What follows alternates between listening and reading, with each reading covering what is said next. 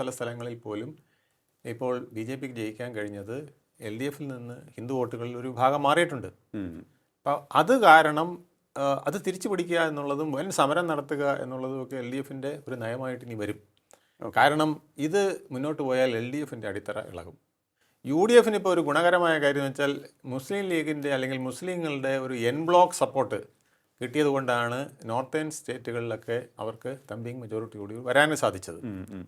North മാത്രമല്ല, ഇവൻ പത്തനംതിട്ട, ഇടുക്കി, എറണാകുളം വരെ അത് വ്യാപിച്ചിട്ടുണ്ട്. നോർത്തേൺ ഡിസ്ട്രിക്റ്റുകൾ.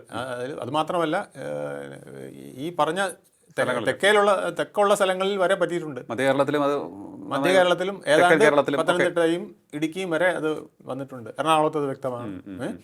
അപ്പം ഇത് കാണിക്കുന്നത് എൽ ഡി എഫിനെ കാൾ ഇപ്പോൾ യു ഡി എഫിന് ഒരു മേൽക്കോയ്മ കിട്ടാനുള്ള ഒരു കാരണം ഒരു അയ്യപ്പൻ്റെ ഒരു ഭക്തി വിരുദ്ധമായി വന്ന പ്രവർത്തനങ്ങൾ അത് കൂടുതൽ യു ഡി എഫിന് ഗുണമായി എന്നുള്ളതാണ്.